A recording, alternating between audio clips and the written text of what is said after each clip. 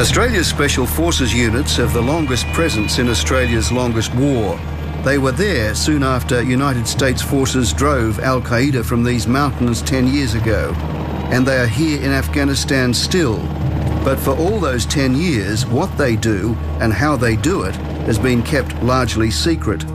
You don't really even talk about it that much with your mates. It's not like we come back from a job and you just talk for hours on end about what you've just done. The core of every guy within SASR, that's to, in part, to strive for excellence in everything they do at all times, whether there's someone watching or not, whether there's going to be recognition or not. Kept secret until now. Here we join Australia's elite Special Air Services Regiment, the SASR, as they intercept Afghanistan's rat lines, the insurgents' supply chain. It's not about talking themselves up or anything like that, it's just about getting on with the job. Their brothers in arms, the Commandos, also overcome acute camera shyness, taking us with them in pursuit of a Taliban commander. I will go out there and we'll face Taliban every day. Put me in front of a camera, I'll shoot myself. On the way here, plans changed. They heard on the radio that the Taliban commander was confirmed to be here in this motorcycle shop, so plans changed and the combat forces rushed this location. They're now searching a whole range of local fighting-age males. They say that they've already identified an IED facilitator. I think in the trade, that's called a jackpot. Holy fuck. Don't get off the path. Complementing the Commandos and the SASR is the Incident Response Regiment, the combat engineers out in front who uncover the weapons caches, booby traps and hidden mines. I've had that twice where I've honestly thought to myself, is that next step the step worth taking? The different force elements merge to make up Rotation 16 of Australia's Special Operations Task Group, a truly unique band known throughout Afghanistan as Task Force 66. Rear protection, let's go, facing that way. At the end of the day, we're just everyday people. We come to work, we do our work, and then we go home to our families. It's not like the movies. We do a job and we just get on with the job. The Special Forces soldiers that I've come across tend to be genuinely very humble because they know what it's like to risk your life and to take life. Go, let's go, Jesus, well! We're getting hit from here too. Who's shooting? Gotta take a shit, I ain't gonna shit us.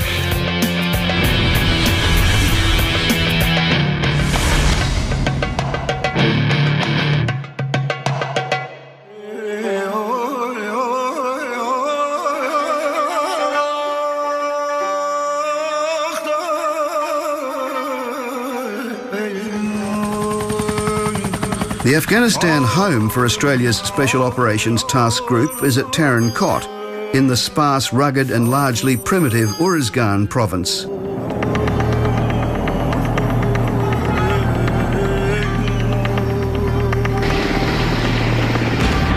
The multinational base is a sprawling industrial estate devoted to warfighting. Special Forces is secreted in a fortress within a fortress at Camp Russell, named in honour of Sergeant Andrew Russell, the first Australian soldier killed in Afghanistan. Because we're dealing with special operations, it is a special opportunity. For the first time, they're letting a reporter and cameras inside this gate.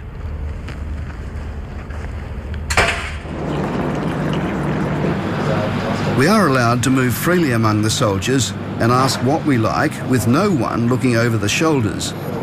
But there are restrictions. For the most part, we can't identify them. We've also agreed to avoid exposing trade secrets, what they call their tactics, techniques and procedures.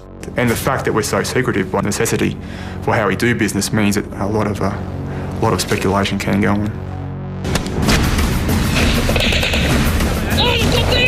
But you will be taken to their battlefield. Top of the feature, 1 fist left. You will see what they see. and you will hear their views on the war they fight. This is not like any war we've been in previously, and we're trying to do it right. Yep. Some of the soldiers we join are veterans of multiple rotations. This commando won a Medal of Gallantry for an action that saw the death of a comrade, Luke Worsley, in November 2007. The contact, one of thousands, exemplifies the complexity of a war with no front line or neutral space. I was involved in a situation a few years ago now where it was an operation at night into a enemy location. We made entry and there was a significant firefight within the compound. Another member of my team manoeuvred through the firefight to actually get to a baby, who was a newborn baby, and manoeuvred that baby out of the firefight to ensure its safety. One of our guys had been shot and he was killed instantly. We were engaged with a PKM at very close range, and at the same time we were engaged by AK-47s from a flank inside the compound. This is all within 10 metres. Through the firefight, there were civilian casualties taken. But saying that, we didn't just go in there and go crazy. Yeah, I think most jobs you come face to face with the Taliban wherever we go.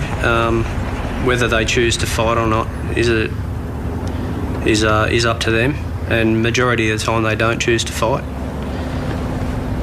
because obviously they know that they're not going to win that fight.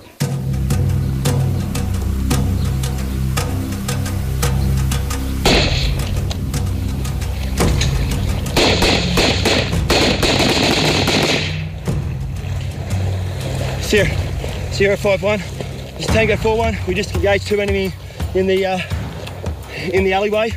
Stand by for fire support. Fuck. Jesus.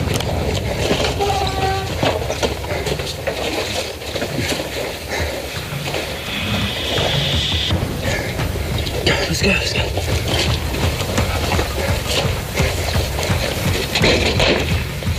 Yeah.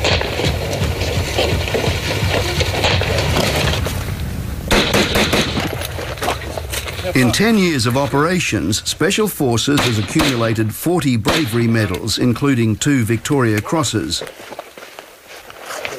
Brownie. Where? Say again.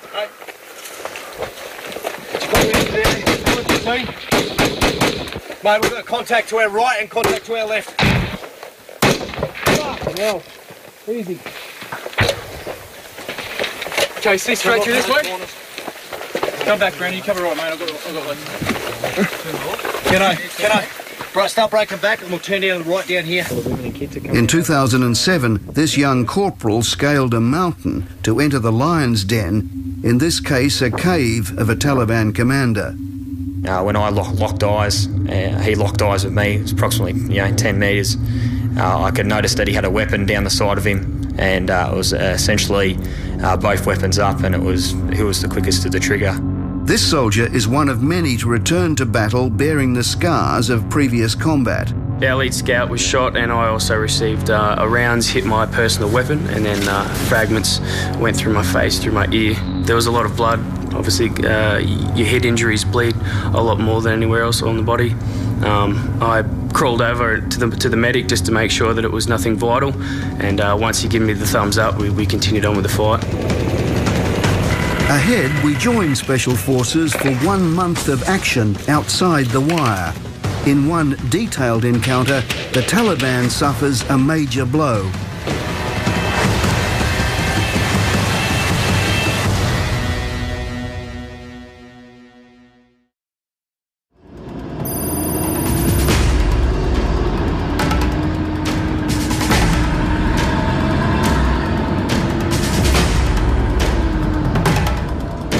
They leave after midnight. The commandos merge with a local police unit.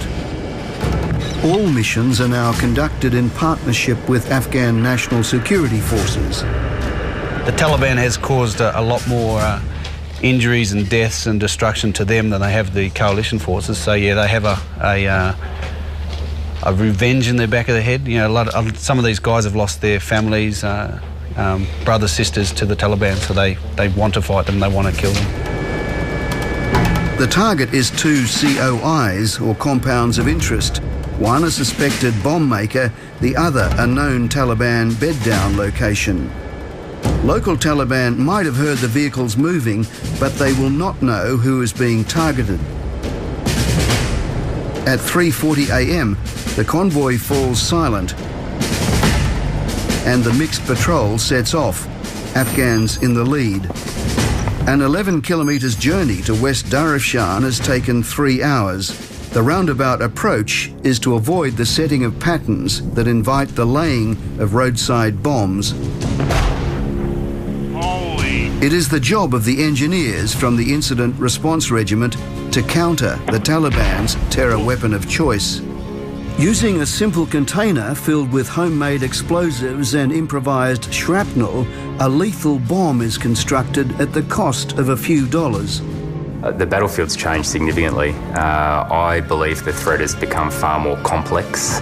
The Taliban and insurgent commanders have accurately realised that their strength is their ability at times to move within the population. And you've also seen the emergence of the IED threat over the years.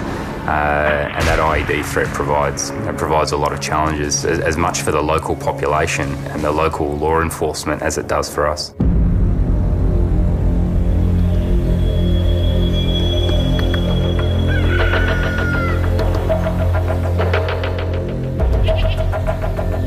The patrol returns soon after dawn.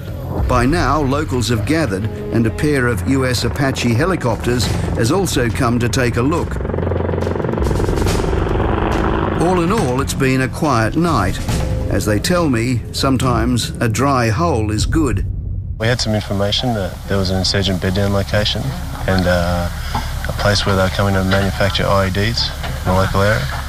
So with our partner force, we conducted an operation where we came in at night, waited until first light and cleared those 2 areas. For the SAS, it is a much more productive day. They've headed out, attending to their main business, counter-leadership, or what some have come to term kill-capture. You looked at our processes and we felt that kill-capture was an inappropriate term. It was an inaccurate term, in fact. It implies that it's as simple and black and white as that. We seek to neutralise a commander and we remain, we do a lot of analysis into what the best method of that neutralisation might be. The helicopter enables further reach to Khaz-Uruzgan, which has seen a lot of fighting. In August, an Australian soldier, Private Matthew Lambert, had been killed by an IED. In the following weeks, the SAS returned to Khaz-Uruzgan, and on September 10, they hit what they called a jackpot, killing 3 further insurgents and a master bomb maker, Mullah Abdul Qadir. The Taliban leader had commanded a cell of 30 fighters in the area. That particular insurgent commander had been active in Uruzgan for about 2.5–3 years and had a lot of linkages to the Khaz-Uruzgan district, which is where the most recent Australian fatality came, the young sniper from Tuaria. So we'd been focusing very closely on that area since that death, and this particular insurgent commander had presented and we conducted an operation against him. It was a time-sensitive targeting operation and resulted in, required the FE to deploy at very, very short notice to get out onto the ground.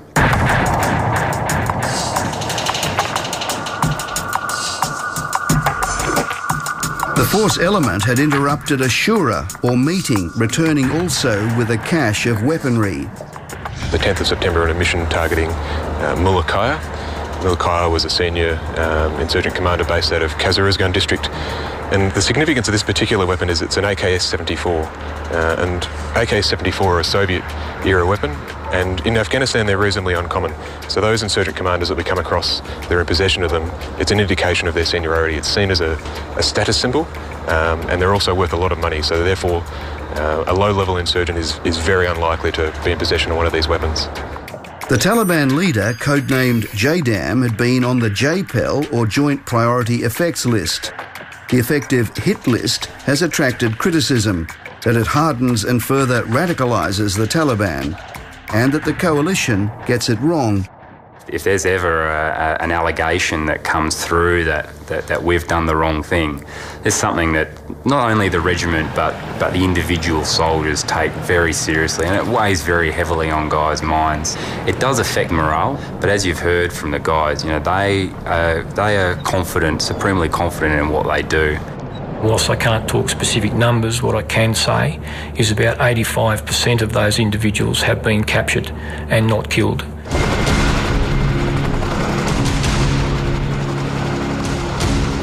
While most of the fighting takes place outside the wire, it's not as if the main base escapes attack. From the closer range of hills, insurgents regularly fire rockets, largely aimed at the coalition's terror weapon, the helicopter. The 107 rockets are generally set on a crude timer, so the insurgents can be gone before the coalition's immense firepower turns on them. You know, now we've got a counter-rocket mortar device set up there, which has got 360-degree and 24 hours a day coverage of incoming rockets and mortars. Later the same day, the commandos kit up for another mission. It's about being proactive before you get on the ground as well. If you can wargame everything in your own head before you hit the ground, when those different scenarios come at you, you're ready for everything if you've played it through in your own mind. But definitely the more times that you hit the ground, you get a sense, you get a feeling for what's out there.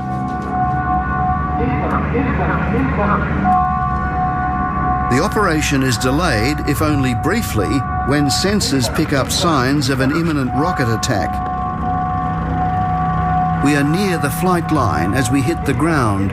2 rockets strike, generating more noise than harm. It's okay to squeal if you want to. There's some close call stories about people who decided they needed to go for a piss in the middle of the night, or got up to go for a smoke, and the rocket lands and it's landed in their bed space. So there's a few close calls. Though notoriously inaccurate, the rockets have claimed a victim in the tight-knit Special Forces community. In January 2009, killing a popular member of the 1 Commando Regiment, Greg Scher. So you worry about the guys out there, do you? I do. I don't know whether it's because you know them and you work with them, or if it's a female genetic thing. The Special Operations Task Group is mostly male, and mostly it works outside the wire. It's small enough to be close. Females make up 5% of the company of 300. Headquarters remains in close contact. Look, it's definitely not a video game. It's not, you know, this is life and death sort of stuff. So it's not something that you can pause and replay.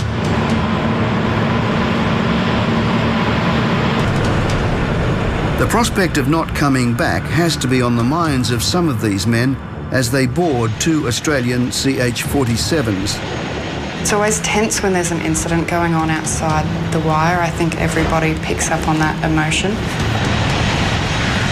The Taliban has been heard on radio relaying warnings to not fire at the elephants, as they call the Australian Chinooks, which can reply with 4,000 rounds a minute.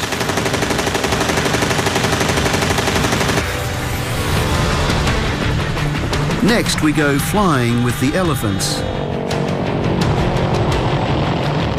And we see for ourselves the immense responsibility that accompanies the immense firepower in the hands of young soldiers.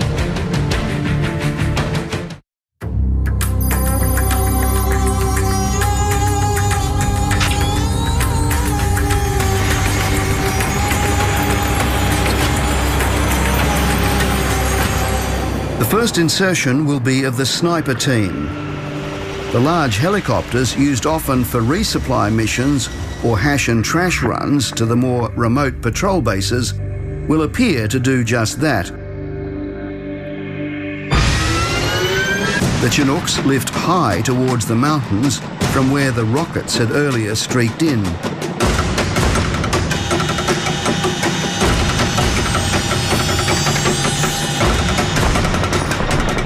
The temperature drops noticeably and the Chinooks fire their guns as the landing zone approaches.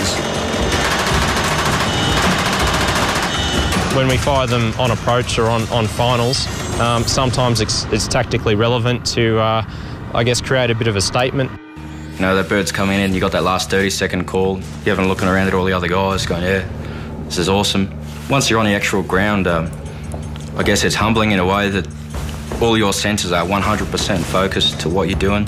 You're looking your route, you're scanning for IDs, you're scanning for people, you're looking for normal pattern of light. The massive helicopter perches briefly on what they call the pinnacle, a patch of ground the size of a tennis court, the ramp barely touching the ground. It's a bit like the TV show Thank God You're Here, where you walk in and you don't know exactly what's going to happen, whether it be getting off a helicopter or going inside a compound. You don't know what you're going to be faced with, and you just need to make split-second decisions. And I'm not just talking about the enemy threat. You may come in, you may have a dangerous dog right there, you may have women and children. There's a lot going on. You need to assess it and then get on with it and complete your mission. And when you see those Special Forces guys go at the back, what do you think? Generally, I think we're a big sitting duck, so let's get out of here so they can do their job. The sniper team insertion should have gone unnoticed. The Chinook carries on to forward operating base Tinley, a turn and burn run.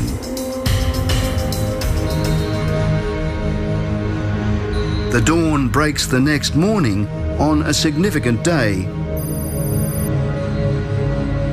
Yesterday, when the war began, was a decade ago.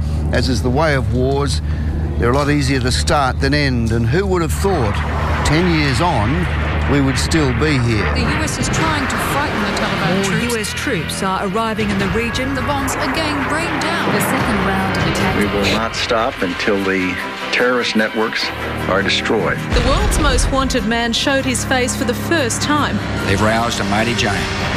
The dominant event that brought Australians to Afghanistan in the first place was, of course, September 11. The dominant ally that keeps Australia here is the United States. And for the US, 10 years on, it is still personal.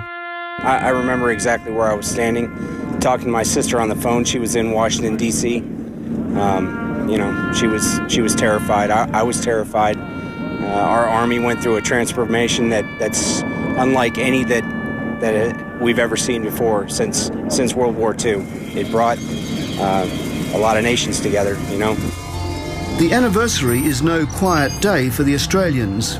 Out in the Char-China Valley, the sniper teams are already secreted as part of a large Afghan National Security Force push to clear the valley of Taliban. One of the teams had identified a number of insurgents that were operating in the area, and obviously, you know, in self-defence, called in a Hellfire strike. An unmanned US drone locks on the target and releases. Once launched, soldiers spot children moving into the area. That's when the teams on the ground identified children had actually moved into the engagement area, and that's when we made the call to pull that rocket off station and put it into a safe area.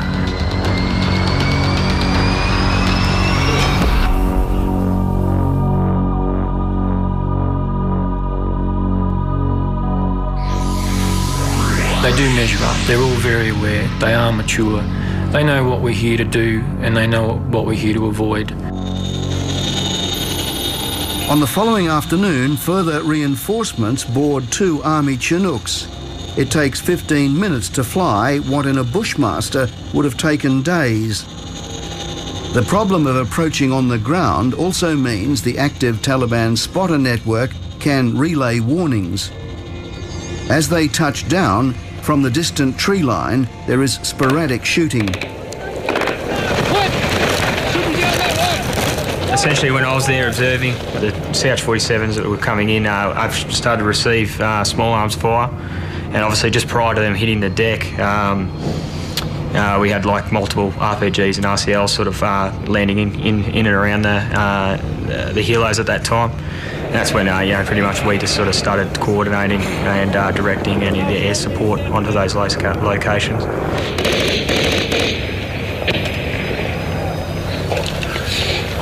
We got someone watch our rear.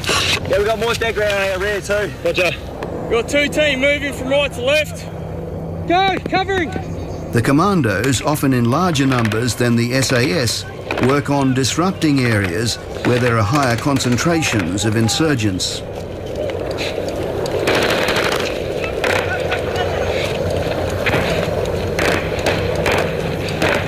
Yeah, children moving left to right.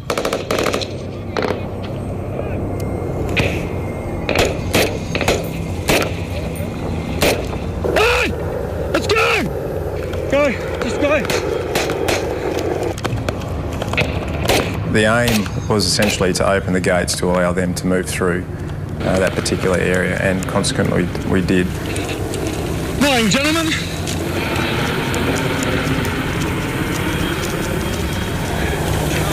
Hey, let's space it out a bit so we're not fucking up each other's ass. You've got one guy and a fucking right turban around to the left.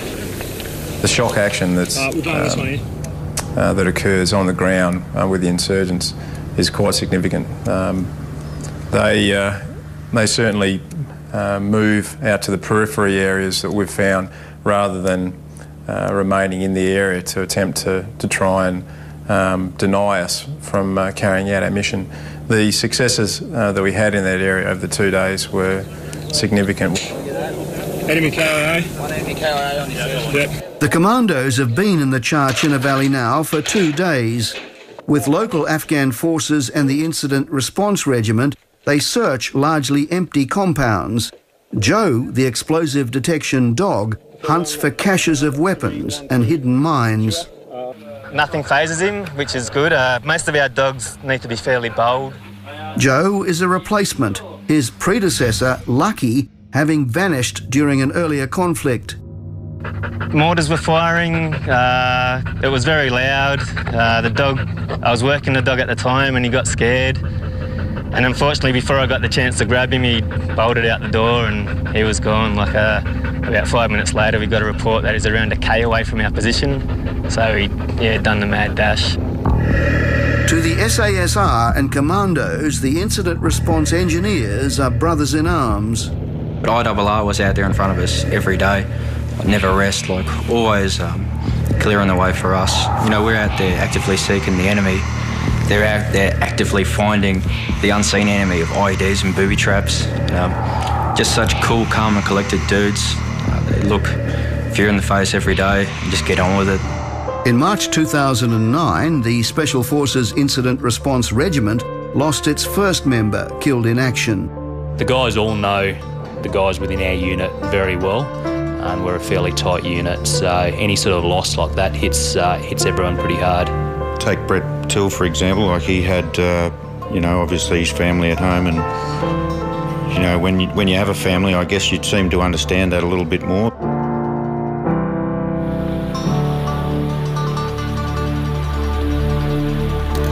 Knowing the families and communities they move among and fight both for and against is that much more difficult. In regards to searching of people, I think you need to take it in a very humane way. First of all, you want to deal with any threat. You quick pat down to make sure they don't have a weapon, and then you take a step back. You treat them how you would want to be treated if you were going to be searched. Do you have empathy for them? Yeah, I do. You go into these villages and they live quite poorly. Being a family man myself, you see these little kids walking around, they've got nothing.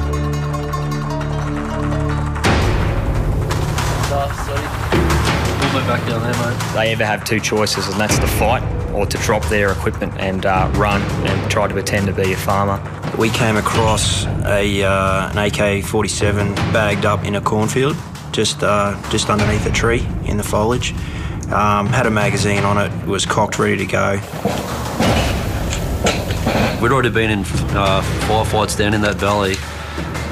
Then we just moved through the population, and you just got to sort of switch on, switch off. Like 1 minute you're fighting them, the next minute you're shaking their hands, and you know that's the Taliban. You're shaking their hands, and there's not much you can do about it. Move back! That thing's gonna go up! Next, the commandos deliver a major blow to the Taliban.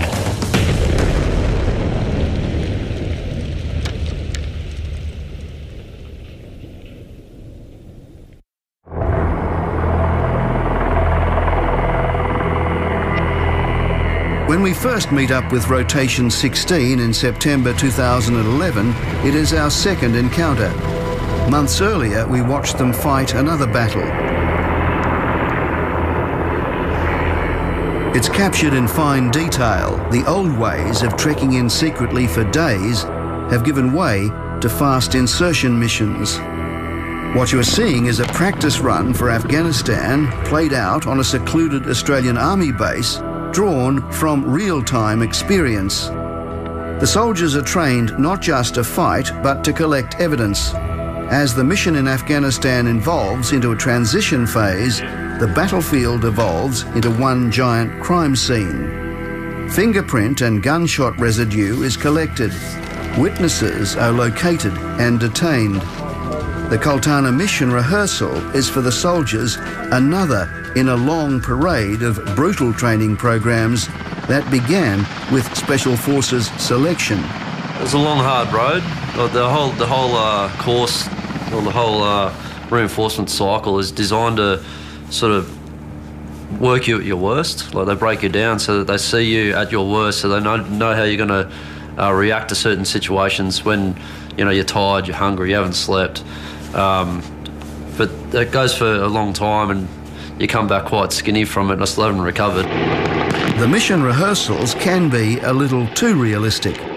In October 2009, an experienced commando was killed at Kultana during a live fire exercise.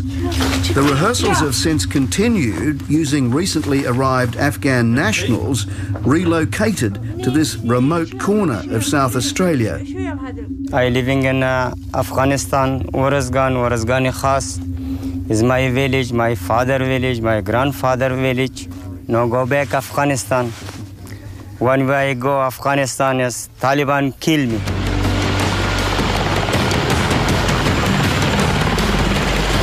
When we join Rotation 16 as the football's final season approaches at home, the fighting season here is already underway.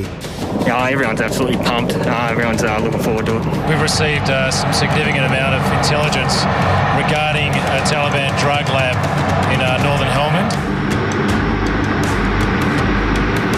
Over 120 soldiers, mostly commandos, alongside teams of Afghan police from the Narcotics Interdiction Unit and local Special Response Team, will fill 2 US C-130s.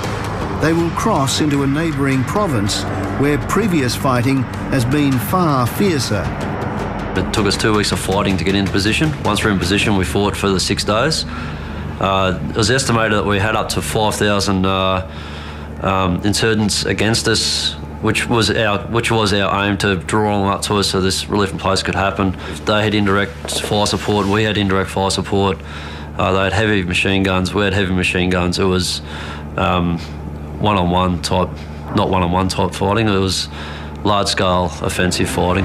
An Australian commando is dead and another soldier seriously wounded after battling the Taliban. I extend my deepest sympathy to Sergeant Langley's family, his friends and comrades. Earlier in Helmand was the beginning of a savage run for Special Forces.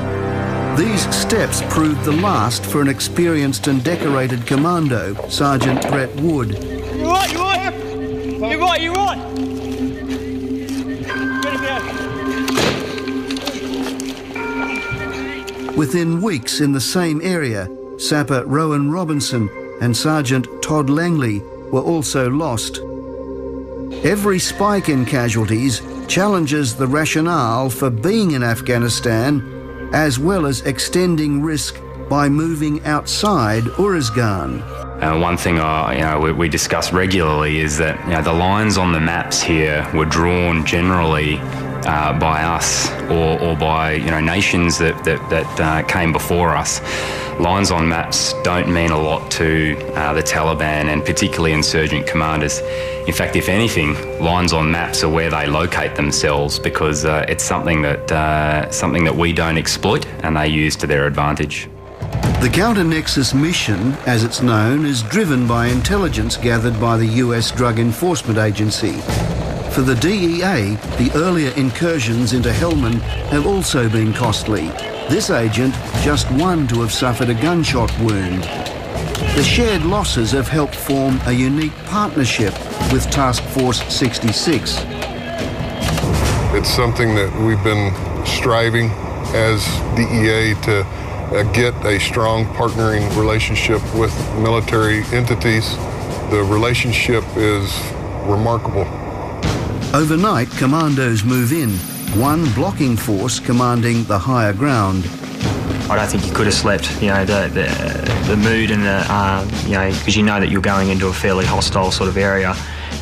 You get fairly G'd up for it. In the dark, commando assaulters bump the enemy. This soldier forced into hand-to-hand combat. Upon moving back to our block, we came across another two insurgents, and I took one back as a detainee. The other one was killed? That's right. In the observation post to the west, as dawn breaks, further targets present, and 7 more insurgents are killed. A lot of their spotter and scouting networks are moving into, obviously, put eyes on friendly dispositions further down the valley. Obviously, we'll position a little bit further out. We obviously got eyes on them and then, neutralise those targets in accordance. The operation is monitored back at base by a range of eyes in the sky. At dawn, the DEA, Afghans and Australians overwhelm the drug lab. Thousands of kilograms of opium base and precursor chemicals, plus refined heroin, is found. The engineers quickly rig the chemicals and equipment for destruction. The drug lab was inside a very, very narrow valley, and we were at the mouth of that valley trying to stop insurgent forces moving through. Through the course of the day, they had a few cracks at moving through, but they really couldn't get through. The loss of hundreds of millions of dollars is not taken easily. Closer to the drug lab, an insurgent marksman gets into position to direct accurate fire.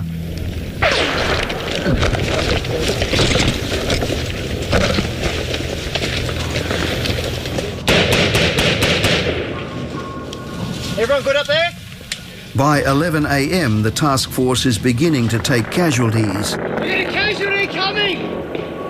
We got a casualty coming! Yeah, Roger! Go up here. They're going to put the HLZ just here. Back at Camp Russell, there is anxiety. A gunshot wound in your upper arm. A signs, a shock, a treatment, a medic in place, correction doc in place, administered morphine.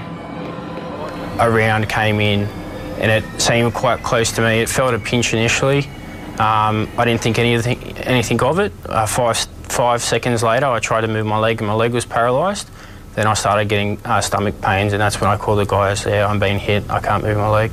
3 coalition members have received gunshot wounds. The Australian among them is Category A, which means getting treatment within what they call the golden hour. They cut everything open and started looking for fragmentation wounds and like going through all my intestines. This is the HLZ. The stretcher bearers and definitely exposed themselves to get me to that bird. So, I think it was probably about 10-15 minutes of running with me. Get the 2 dudes behind you. We're going to go secure the cornfield. Well, let's push back. The Australian soldiers retaliate, suppressing the marksman. Go right, 2 points.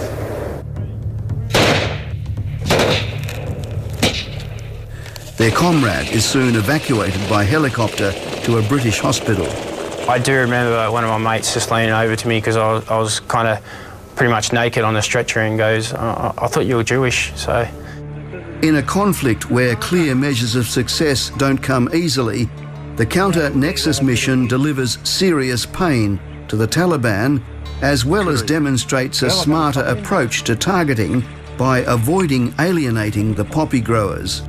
The reason we do this, of course, is so that we're not having an adverse effect on the general population and their ability to have a livelihood. So we tend to try and target between the selling and the distribution, which we've been able to do extremely effectively this year. The profit off of the narcotics production and sales in this country does fund the insurgency, which leads to additional IEDs, additional ammunition, and the capability for the insurgency to put up a larger fight for coalition forces. Especially in Helmand, the insurgency and narco-trafficking is, you're not able to separate it one from the other. Special Forces soldiers deploy for around 4 months at a time. There will be no holiday in between. The weekends tend to disappear. Every day is a work day, either inside or outside the wire. The average age of operational personnel here is 32. Well, generally I do the listening and the wife does the talking, and you've got to limit how much you call home because obviously we can't say a lot, so there's not a lot for us to talk about. A lot of the guys here are quite old, a fair bit older than the average soldier, so a lot of them have kids. We understand that they're not just mercenaries, for want of a better term. I think gung-ho is the last thing you'd find here in this command. My experience, like I said, of Special Forces soldiers around the world, they generally tend to be very humble men and women, because I think just because of the reality of the nature of their work. Studded throughout Special Forces are former professional athletes. Although the Padre does reasonable business, the true temple here is the gym.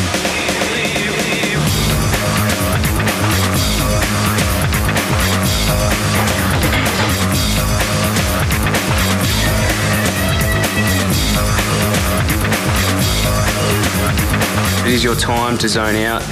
You've just come back from operations. You've got to tear yourself away from it. It's something that takes your mind away from here for half an hour, whatever it is. Something that you would find yourself doing at home anyway. To be honest, I pretend I'm dancing somewhere or I'm somewhere else. It's a nice escape. Are they overworked? There's times when it will get very, very busy. They do get downtime. I just wish during those periods I didn't go and hit the gym.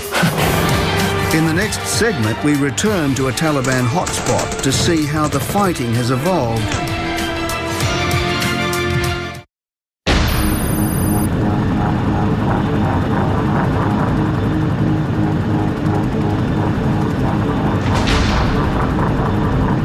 That'll obviously be 3-1's call. The mission this time is to another Taliban sanctuary closer to home. An advance by the Afghan National Security Forces in the Mirabad Valley has pushed the Taliban into one of their sanctuaries in the Chinna Kalay Valley. What's that on top of that hill? Over here! On top of that hill! Top of the hill! Hey! Top of the hill! Where's it coming from? Roger! Victor Alpha, we believe one possible KIA. The other one to be confirmed. We are moving back to the south to establish an HLZ over. Well, they're close, boss. They're close, boss.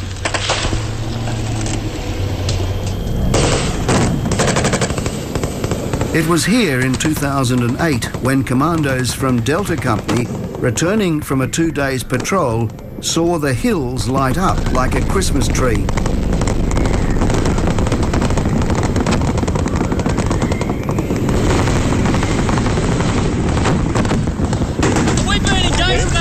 Yes, but I don't know where.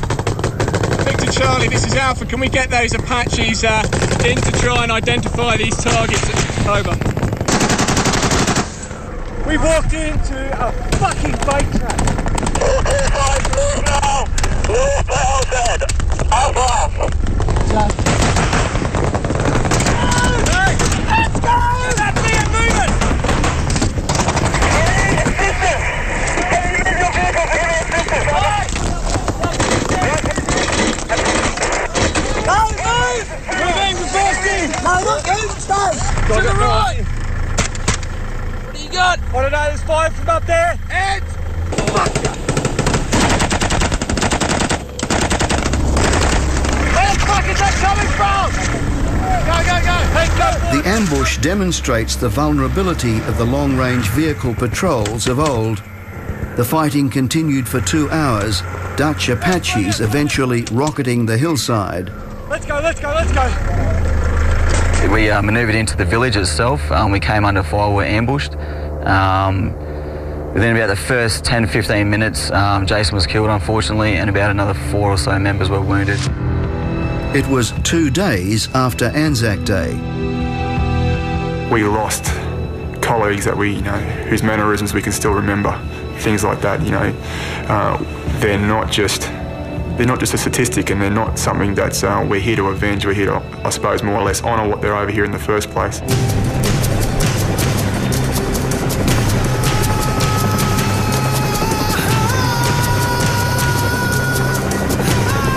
The mission to the same location begins with a mixed objective, partly to win hearts and minds, and partly to hunt Taliban.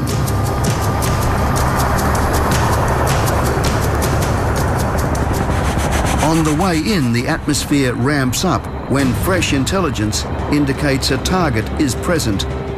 There's a dude that's just squirted from the motorcycle shop pretty quick on his motorbike. He's fucking hooning. Be on the bloody cover of bloody Crusted Demon. The compound is 500 metres from the landing zone. There are shouted instructions to follow the footsteps of the man in front. Spread out a bit, mate.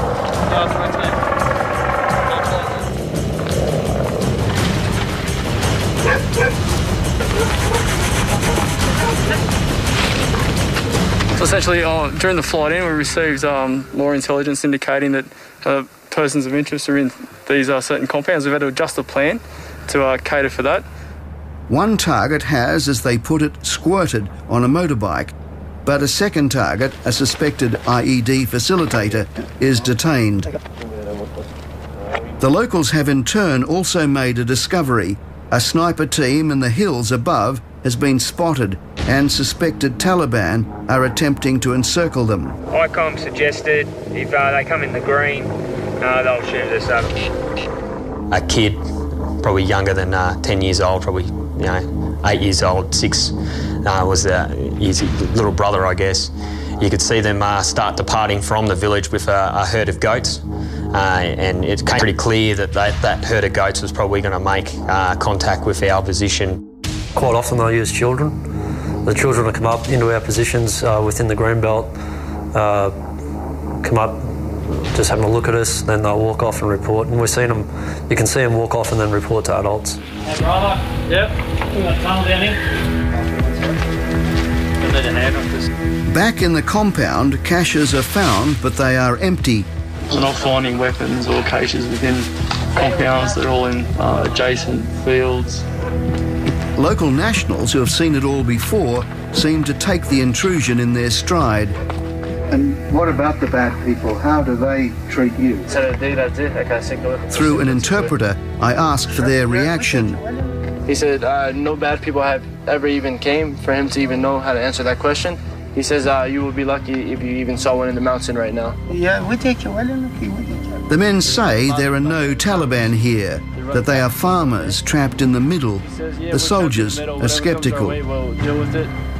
Asking these people which side they're on can often seem to be pointless. They're obviously going to be on the side of their family, their tribe, and whichever powerful force happens to be around on any given day. It's an extraordinarily difficult question to answer which side they're on. And of course, that's the problem that the soldiers face every single day. Soon after, the men are detained when ammunition and detonators are found by the Afghan partner force. Oh, they're actually very good. They'll find stuff that we can't find with all their technology. More and more operations are now like this, with no shots fired and suspected Taliban taken into custody. They are held in this detention facility at Tarin Kot. Within approximately 4 days, if no prosecutable evidence is found, they are given a sum of money and released. More and more, the work of Special Forces soldiers has come to resemble conventional policing. While the Australian Federal Police has a training role in Uruzgan, they do not go outside the wire. It's often said that the best classroom is the battlefield. Is that limiting for you? It is limiting, but there's reality. You know, you have to look at each mission, what's safe, what's not safe. I think some of the things that the SOT get involved in, potentially we could be there. Some of the other things, it's really their domain. It's what they train for. It's high risk. Dramatic rage. Gavin Ryan used to run the Piranha task force that investigated Melbourne's gangland murders. So, Gavin, it's a bit like out of the frying pan into the fire for you, isn't it? Yeah, the 29 years at Vicpol were great. The last 5 years were at Piranha were the highlight of my career, and I always wanted to represent my country overseas, so this opportunity came up. So a challenge along the lines of building a police force in a community with a literacy rate of 5% and complex tribal and family ties to the insurgency is not so steep. So tell me a little bit more about the process of applying rule of law to what has been for centuries a lawless environment. Yeah, very true. Not a very hard task for everyone involved. It's Australia back home. It's like coming in and transplanting a completely different system. When the soldiers talk about resolution in Afghanistan, they frequently say there is no one solution and no single battlefront. First step is to preserve the scene, then locate any witnesses. The Australians partner with a US Navy reservist to train a group of local prosecutors in evidence collection. It's a bit like NCIS meets The Wire. And the fourth is to collect the evidence. I'm a police officer in Maryland, so it all applies here. We teach the same things, so it's a good fit for me. The immediate objective is to raise skill levels, and the broad objective is to strengthen rule of law. Is this evidence of measurable progress? It is measurable, and as I mentioned, talking to chief prosecutors, they're seeing increased conviction rates and admissible evidence in the court. There was a time where people would walk in one door and out the other because there wasn't significant prosecutorial evidence. That is now changing. We're conducting in the next segment, we are allowed into the Nerve Centre at Camp Russell and spend a day with Australia's elite Special Air Services soldiers.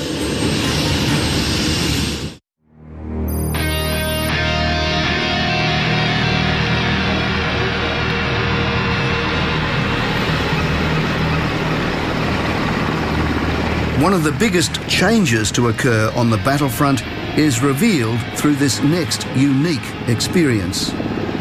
What targets are we likely to be able to prosecute today, and what effects we can achieve on the network by targeting these people. So have there been any developments? Yes. Last night we had a fair bit of information that came in that's enabled us to develop a series of mission plans, I guess you could say, that are basically sitting on the shelf waiting for this morning. So that's what we're about to see? Yes. We are entering the Special Operations Command and Control Centre to start a day with the SAS. This is where the battle is monitored, where the intelligence accumulates, and where what matters even more than the fighting, the thinking, is done. We've had plenty of occasions where we've had intelligence that's given us a start point, and then we start bringing other layers and fusing other forms of intelligence over the top. It might be an initial rumour that starts from within the local population, and then we use some sensors to confirm whether that is true or not.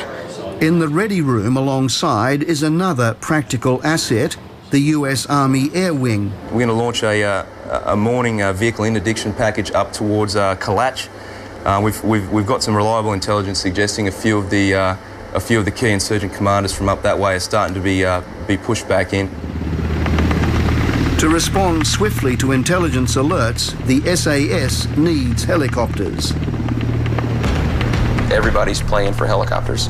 Everybody wants helicopters. So for these guys to have the amount of, if you will, dedicated assets for the rotary wing package is almost unheard of anywhere you go. And it's because of that relationship that we established early on. This is the third rotation now that we've had the 4 and 2 package, so 4 60s, so 4 Black Hawks, and we have 2 gunships that support that, and we work over a 4-day period.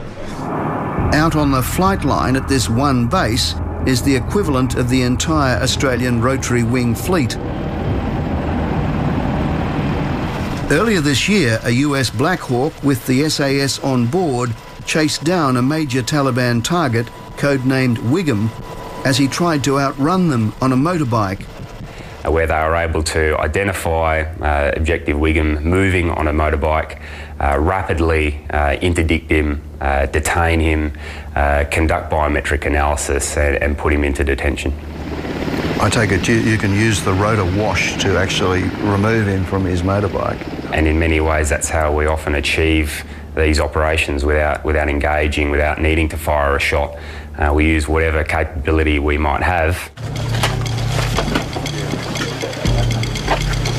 Later that morning, the SAS squadron prepares for another such mission. The 2 areas that we're focusing on is K2V and the Kalach Valley.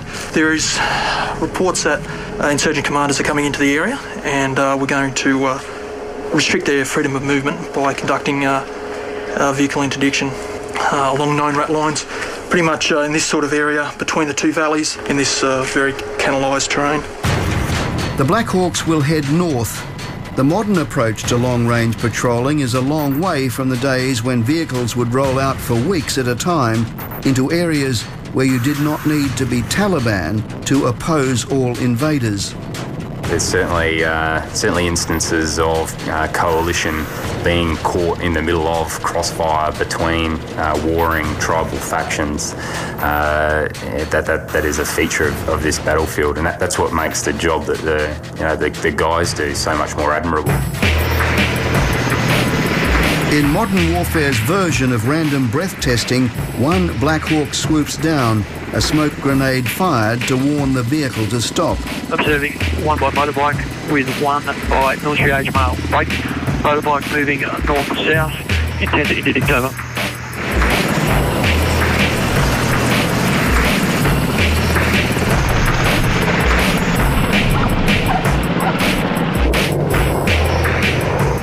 As with random breath testing, there's a lot of tedium and the occasional jackpot.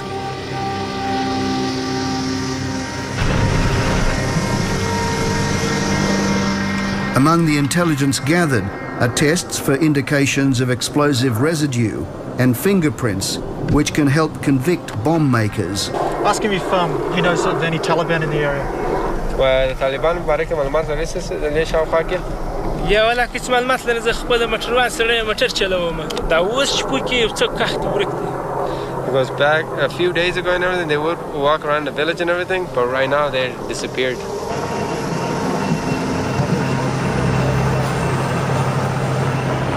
The search is undertaken while a second Black Hawk with snipers at the ready hovers above. In a week of interdiction missions, 1 rifle is recovered, 9 suspects are detained, and 1 insurgent is killed. While the results appear slight to the SAS, there is a positive. Usually at this time the fighting season peaks, but now fewer targets are presenting. Some of them are the very senior levels who feel that they've done their bit and that they have no desire to come back and risk their lives anymore. Next we go to the vexing question of trust following a series of fatal attacks on Australian soldiers by their Afghan partners.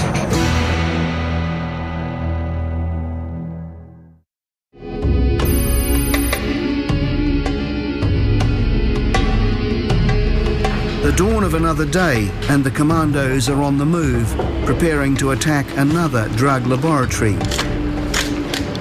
So going back to Helmand, considering it's obviously a hot spot, how do you feel about that? Oh yeah, pretty confident. We've got pretty good intelligence for this one, so it's vicinity the same area as last time, so we know the area pretty well. 100 metres away, the SAS is also getting ready. The SAS is going out again. You have to be here to get a sense of the sheer relentlessness of all this. You'll see the men in the morning in the mess with the camouflage paint still on, having come back from a mission, and then soon after, like now, another crew is going out. And what is also hard to get your head around is the fact that going out is what they'd rather do. It's the psyche of your soldier, I suppose. I mean, like I said, they're very high functioning individuals. No one likes to be seen as being a person that's not able to cope. Every mission must be conducted with a representation of at least 33% of the partner force, in this case Afghan police from the local special response team, who are different. How hard is it for you sometimes to adjust, like to hurry up and wait, that sort of thing, to the Afghan way? Well, I guess you saw it this morning. We asked them to be here at 6:30. 7 o'clock they rock up, but they do it their way. Wally! When the Australians are not patrolling with the Afghans, they are training them. Fast-tracking courses in arrests, evidence collection, navigation, planning, and, in this instance, unarmed combat. You have to make the training enjoyable. We're back in Australia, I guess you just do it and soldiers accept they have to do it. We're here, if you don't make it enjoyable, the numbers they just won't turn up, less and less. This SRT commander was earlier brought to Australia to help strengthen both the skills and the partnership. It'll be an overnight mission for, we only need 4 of your men. There is no denying the degree of difficulty. In November, 3 Australians were killed by an enemy masquerading as a friend. This followed an earlier murder of an Australian Army cook by an Afghan ally. Afghan police in particular have had a poor reputation for collaborating with the Taliban, for extorting the local population, and for drug use. I haven't seen them smoke marijuana at all, but in the early days they used to, and a lot of Australians would refuse to go out and patrol with them because they were under the influence of marijuana. Adapting to the Afghan way calls for patience and compromise. What do you think? Is this one too hard? No, I don't think it's too hard. I think it is certainly very challenging. The challenge is most apparent in the key relationship the coalition has formed with a former warlord turned police chief, Matullah Khan. It is unlikely that you'll come across anyone of any real power in Afghanistan that hasn't had some sort of past. It's a tough country that's had a very hard history. How do you avoid fighting his personal war? You know, any personal interests he might have really don't come into play when we conduct operations with his partner force. The Australian frontline soldiers who bear the significant brunt of the challenge here for mentoring a sometimes doubtful partner say that the Afghans have come a long way. They also say you can't for a second relax your guard. If we catch a Taliban unarmed, he'll come back here and go to jail for a few years, but if he's caught, he will, they'll kill him regardless of whether he's armed or not armed. We're governed by rules where these guys have their rules, they're slightly different to ours. Like we had 12 prisoners, 12 detainees the other day, and Osman knew that they were Taliban and he wanted to kill them right then and there, and I said, no, you can't. You know, I guess at the end of the day, if I prefer not to work with them, then Afghanistan will never ever be its own country. I'm happy to work with them.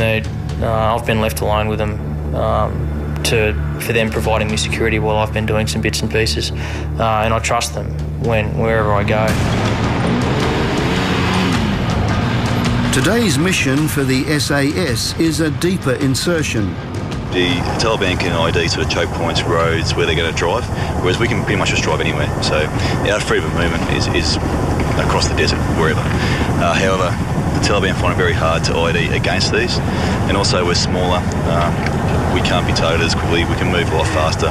And if we need to shoot and run, we can shoot and run. US CH-47s, the Sugar Bears as they're known, will carry a scouting party of two-wheel and quad bikes into an area where they will conceal and watch and listen. Often those operations require a bit of ground truthing, so a bit of detailed intelligence that vectors us onto a particular area. In this modern age, you can have all the sensors, all the UAVs, all the intelligence in the world, but nothing, even to this day, nothing replaces the old Mark I eyeball. The mission is in support of the larger mentoring task force, which operates beyond the main base in smaller outlying patrol bases.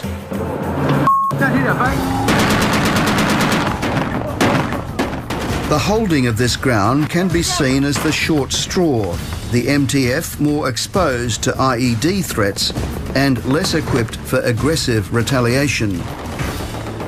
My soldiers don't expect that on a daily basis, but they're exposed to danger constantly, and they don't know when that danger is going to appear and where it's going to appear from or what form it takes. And I think that that's the big difference. The bomber packed 1,500 pounds of The coalition's gains do have a way of becoming shrouded in the dust of the latest IED blast or suicide bomb attack. You've been here 8 times now, is that right? Yes, 8. Yeah. So, is it getting better? It's a difficult question, Chris. When we first got here when I first got back here in 2002, you could drive around in non-armoured cars, just civilian cars, drive around Tarin Kowar was quite safe. But now you wouldn't step out of the gate unless you're in an up-armoured vehicle like a Humvee or like our Bushmasters, because the IED threat is quite bad. Now, whether we brought that into town because we're here or because we've decided to partner with the SRT boys, I don't know. How adept is the insurgency at propaganda, at pushing their message, at monitoring the message of the coalition? Very, very, very smart people know how to use the media to win friends in various media around the world. A small attack where a drug-induced suicide bomber will detonate himself and maybe kill 1 or 2 people, say in Kabul, no coalition, no nothing, no damage, is blown out of all proportion in my view.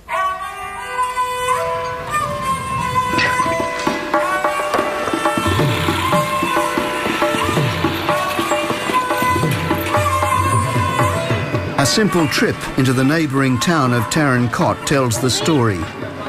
At no time in its history has this provincial capital expanded as much as it has in the last 4 years.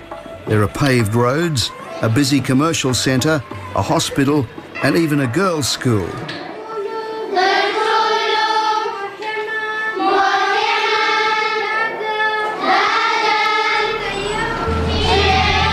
But we still require the protection of 4 armoured vehicles to move a couple of kilometres. The governor's compound also tells a story. On July 28, the Taliban launched a suicide attack.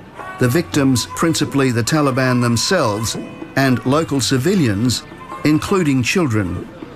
That day, this Special Forces nurse was on duty. And I remember turning around and seeing little bodies literally being carried in and just covered in blood, just the most horrific injuries.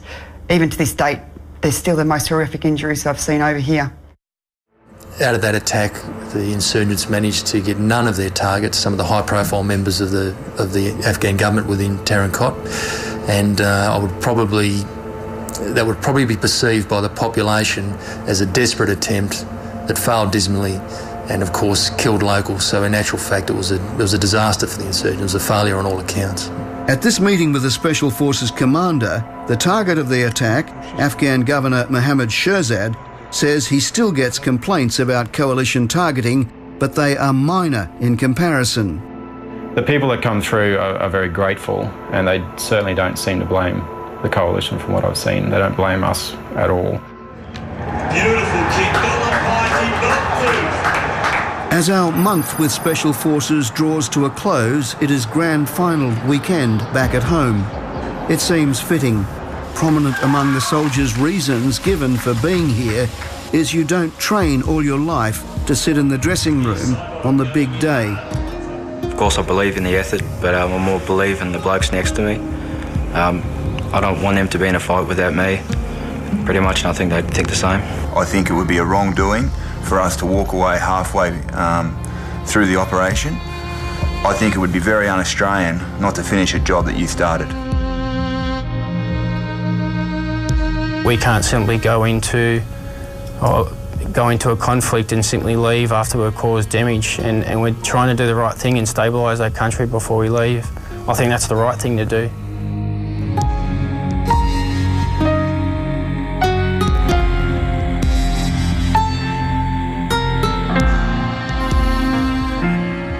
There are 1,000 ways to tell the Afghanistan story, and not one of them would be perfectly accurate.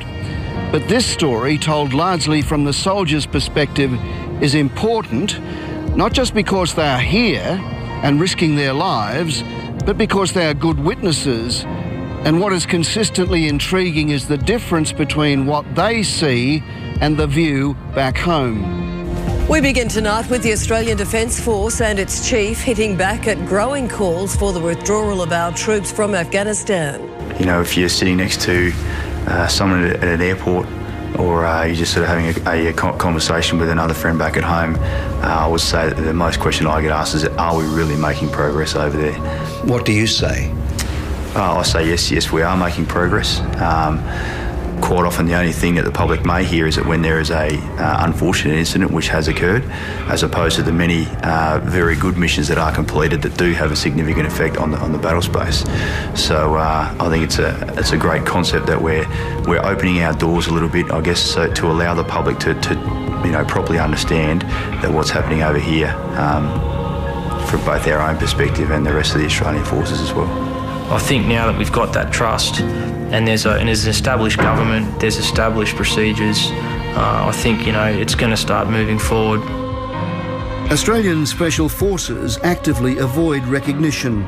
They are practiced at keeping their secrets. A curious consequence is the ugly gains of their enemy can be better known than their own measured, disciplined, and often magnificent endeavours.